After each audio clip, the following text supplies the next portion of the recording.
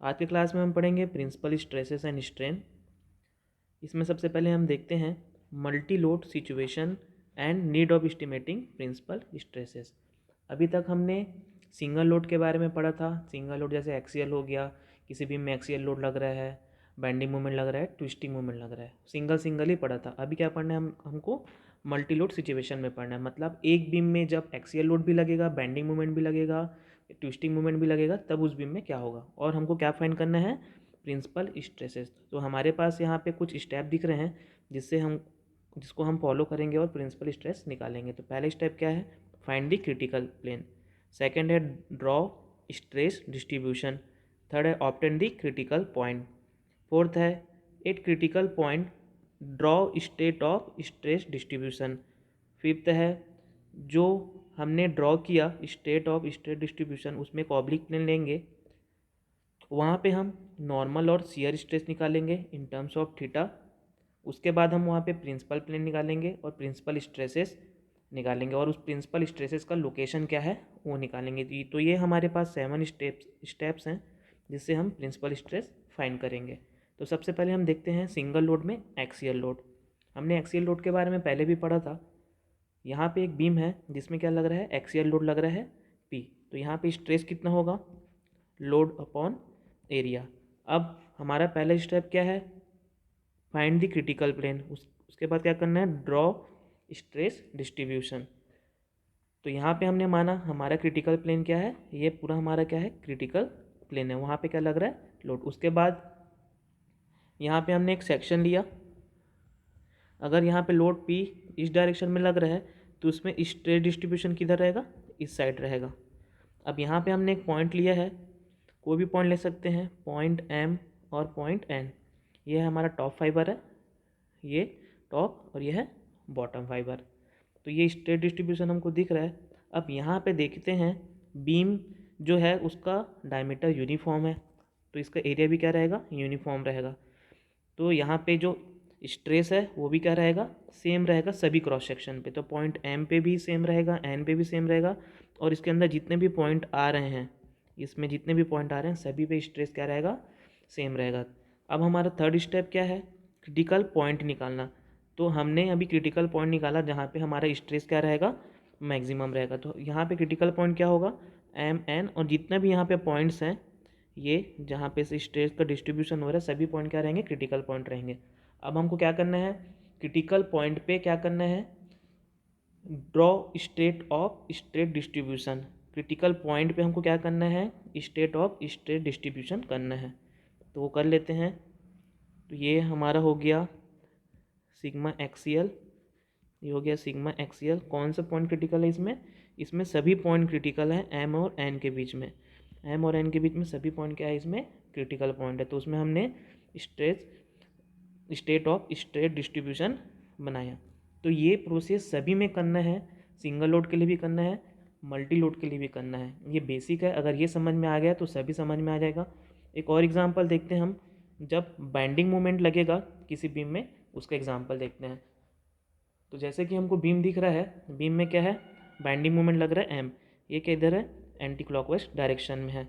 Actual में इसका diagram ऐसा रहता है, ये हमारा क्रॉस सेक्शन है, ये एंटी क्लॉकवाइज है। इसको लोड के फॉर्म में कैसे दिखाते हैं, ये एक लोड P इधर, एक इस साइड, एक किधर लग रहा है, इनर साइड लग रहा है, और एक किधर लग रहा है, आउटर साइड लग रहा है। दोनों के बीच का डिस्टेंस कितना है, E। तो बेंडिंग मोमेंट कितना होगा, ये एंटी क्लॉकवाइज घूम रहा है, ये हो गया एंटी क्लॉकवाइज, तो इस M का वैल्यू क्या होगा, P इंटू E। अब यहाँ पे एक एक्सिस दिख रहा है, ये हो जाएगा हमारा एक्सिस, ये हो गया एक्सिस, ये हो गया लॉन्गिट्यूडनल एक्सिस। तो यहाँ पे जो फोर्स है वो कैसा है, परपेंडिकुलर है। ये कैसा है, परपेंडिकुलर फोर्स। तो यहाँ पे जो नॉर्मल फोर्स है, नॉर्मल फोर्स P, ये कैसा है, perpendicular to the plane of cross section. Cross section के कैसा है, ये परपेंडिकुलर है। अब हम इसमें क्या करेंगे, सेकंड स्टेप स्ट्रेस डिस्ट्रीब्यूशन करेंगे। तो इसका स्ट्रेस डिस्ट्रीब्यूशन कैसा होगा, यहाँ पे हम सेक्शन लेते हैं, तो इसका स्ट्रेस डिस्ट्रीब्यूशन होता है ये इस टाइप से। ये हो गया हमारा टॉप फाइबर, ये हो गया बॉटम। अब यहाँ पे देखते हैं स्ट्रेस का डिस्ट्रीब्यूशन कैसा हो रहा है। ये इस टाइप से, ये हमारा क्या है स्ट्रेस डिस्ट्रीब्यूशन। तो यहाँ पे जो पॉइंट है, यहाँ पे क्या है 0 है। इस पॉइंट पे क्या है, ऊपर के पॉइंट मान लेते हैं, यहाँ पे पॉइंट क्या है एम एन। तो एम और एन पे जो स्ट्रेस है, कौन सी स्ट्रेस, सिग्मा बेंडिंग, ये क्या रहेगा, मैक्सिमम रहेगा। सिग्मा टॉप, ये क्या रहेगा, सिग्मा बी मैक्सिमम। और ये बॉटम मतलब पॉइंट एन पे सिग्मा बी बॉटम पे क्या रहेगा, ये मैक्सिमम रहेगा। और ये जो एक्सिस है यहाँ पे क्या रहेगा, सिग्मा बी, ये कितना रहेगा, 0 रहेगा। तो हमारा पहला स्टेप क्या था, क्रिटिकल प्लेन देखना। तो ये हमारा क्रिटिकल प्लेन है। सेकंड स्टेप स्ट्रेस डिस्ट्रीब्यूशन, तो ये हो गया हमारा स्ट्रेस डिस्ट्रीब्यूशन। अब हमको क्या निकालना है, क्रिटिकल पॉइंट निकालना है। ये क्रिटिकल पॉइंट कौन सा होगा, यहाँ पे पॉइंट एम होगा, क्योंकि यहाँ पे क्या है हमारा सिग्मा बी क्या है टॉप पे मैक्सिमम है, और सिग्मा बी पॉइंट एन पे भी क्या है, बॉटम पॉइंट पे मैक्सिमम है। तो यहाँ पे 2 पॉइंट है। यहाँ पे सभी पॉइंट क्रिटिकल पॉइंट नहीं है, एम और एन के बीच में बहुत सारे पॉइंट है। ये सब पॉइंट क्या है, क्रिटिकल पॉइंट नहीं है, क्योंकि ये देखते हैं हम इसको अच्छे से। यहाँ पे ऐसे, यहाँ पे मैक्सिमम है, यहाँ पे मैक्सिमम है, बाकी जगह देखते हैं ये कम हो रहा है, कम हो रहा है, कम हो रहा है, इधर कम है। यहाँ पे इस पॉइंट पे पॉइंट एम पे मैक्सिमम है और पॉइंट एन पे मैक्सिमम है।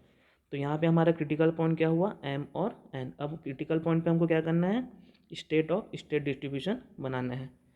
तो इसके लिए कैसे बनेगा, ये हो गया क्रिटिकल पॉइंट कौन है, एम और एन। अब यहाँ पे क्या लगेगा, ये हो गया सिग्मा बेंडिंग, ये हो गया सिग्मा बेंडिंग। ये कौन सा डायग्राम हो गया, state of state distribution, critical point M और एन। अब ये सिग्मा बी का वैल्यू क्या होता है, तो हमारे पास यहाँ पे एक इक्वेशन दिख रहा है, बेंडिंग इक्वेशन बोलते हैं जिसको, M by I equal to sigma B upon Y. तो सिग्मा बी का वैल्यू क्या हुआ, एम अपॉन वाई। आई क्या है, मोमेंट ऑफ इनर्शिया है। तो आई अपॉन वाई को क्या बोलते हैं हम लोग, सेक्शन मॉडुलस, जिसको हमने बेंडिंग स्टेट चैप्टर में पढ़ चुके हैं। तो सिग्मा भी यहाँ पे क्या हो गया, एम अपॉन जेड। ये हो गया बेंडिंग मोमेंट केस के लिए। यहाँ पे जब मोमेंट क्या था, एंटी क्लॉकवाइज था या काउंटर क्लॉकवाइज था। अब हम देखते हैं थर्ड केस, ट्विस्टिंग मोमेंट के लिए देखते हैं, ट्विस्टिंग मोमेंट या टॉर्क। ट्विस्टिंग मोमेंट में क्या हो, इस ट्विस्टिंग मोमेंट के कारण, इस टॉर्क के कारण बीम में क्या आएगा, शियर स्ट्रेस आएगा। हमको पता है, हमने टॉर्शन इक्वेशन पढ़ा है, T upon J equal to tau upon R. तो यहाँ पे से शियर स्ट्रेस जब हम निकालेंगे तो क्या आएगा, टी जे अपॉन आर या T upon Z P, polar section modulus. तो ये जो शियर स्ट्रेस है किस कारण से आ रहा है, यहाँ पे ट्विस्टिंग मोमेंट लग रहा है बीम में, उस कारण से आ रहा है। यहाँ पे क्रिटिकल प्लेन कौन सा हो गया, ये हमारा क्या हो गया, क्रिटिकल प्लेन जिस पे ट्विस्टिंग मोमेंट लग रहा है, टी। अब हमको पहले से पता है, जब किसी बीम में शियर फोर्स लगता है, शियर स्ट्रेस किसके कारण आएगा, शियर फोर्स के कारण भी आएगा। ये हो गया क्रॉस सेक्शन, इस बीम का हो गया प्लेन ऑफ क्रॉस सेक्शन। तो यहाँ पे शियर फोर्स कैसे लगता है, parallel to the plane of cross section. कैसे लगेगा, parallel to the plane of cross section. Bending moment जब हमने पढ़ा था तो उसमें क्या था, नॉर्मल फोर्स लगता था जो कैसा रहता था, perpendicular to the plane of cross section. तो यहाँ पे जो शियर फोर्स यहाँ पे रहेगा वो क्या रहेगा, parallel to the plane of cross section.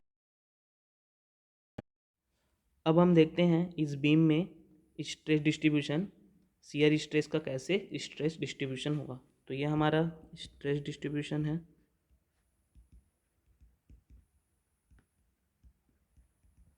यहाँ पे हमको क्रॉस सेक्शन दिख रहा है, यहाँ पे हम स्ट्रेस डिस्ट्रीब्यूशन करते हैं।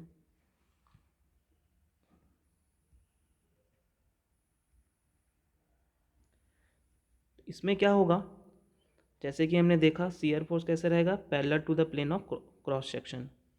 तो शियर स्ट्रेस भी कैसे रहेगा, पैरेलल रहेगा क्रॉस सेक्शन के। यहाँ पे इस सर्कल पे जितना भी पॉइंट रहेगा वो क्या शो करेगा, मैक्सिमम शियर स्ट्रेस। क्या शो करेगा, टाउ मैक्सिमम। जहाँ पे शियर स्ट्रेस मैक्सिमम रहेगा वही हमारा क्या रहेगा, क्रिटिकल पॉइंट रहेगा। तो इस सर्कल पे जितने भी पॉइंट हैं वो क्या पॉइंट रहेंगे, हमारे क्रिटिकल पॉइंट। हमने पहले भी देखा, बेंडिंग मोमेंट के केस में देखा, जहाँ पे हमारा सिग्मा भी मैक्सिमम है, यहाँ पे मैक्सिमम है, यहाँ पे मैक्सिमम है, तो पॉइंट एम और एन पे, तो वही हमारा क्या हुआ, क्रिटिकल पॉइंट हुआ, ये क्रिटिकल पॉइंट। तो यहाँ पे भी सर्कल में जितना भी पॉइंट है वहाँ पे शियर स्ट्रेस क्या रहेगा, मैक्सिमम रहेगा। तो सभी पॉइंट क्या रहेंगे, क्रिटिकल पॉइंट रहेंगे। तो अब हमको क्रिटिकल पॉइंट मिल गया। इस क्रिटिकल पॉइंट पे हमको क्या करना है, अब state of stress distribution draw करना है। तो हम करते हैं,